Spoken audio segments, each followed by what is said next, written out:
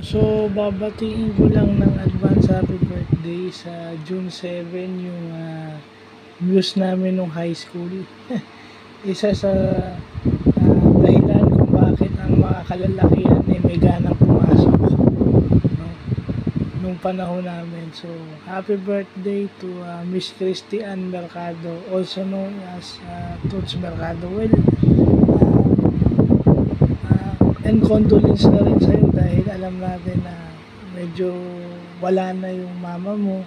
Condolence, no? Ganyan talaga yung buhay. Medyo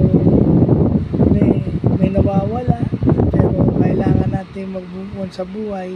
Sigurado naman ako na natutuwa yung mother mo for kung ano man yung narating mo sa buhay. At saka sigurado ko na wala lang sakit na nararamdaman yung mama mo, if ever. She's in a better place. Ako kasi nung lola ko, di ba, yung nag-alaga sa akin, alam mo naman siguro yun kasi nakikita ko siya sa school. Malaking tago din sa akin nung nawala siya. Not only nung nawala siya rito sa bahay, but nung namatay siya 15 years ago. So kailangan ko talagang mag-adjust kasi pakiramdam ko nag-iisa na lang ako sa buhay mo. Nawala siya, but indeed nakatulong pa yon. Kasi hindi ako naghanap o nag-regret nung nawala siya.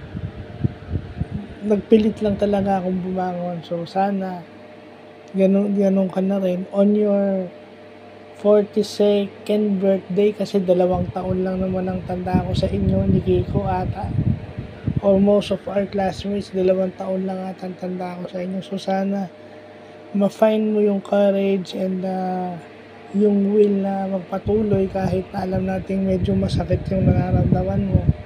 At saka sana God would continue to bless you with all His blessings, and protect you from any stress that you might feel. Kasi if my memory serves me correct, PWD ka na rin. So sana hindi ka na ma-stress. Saka sana everyday you find a new motivation to wake up and be happy. So happy birthday in advance and God bless.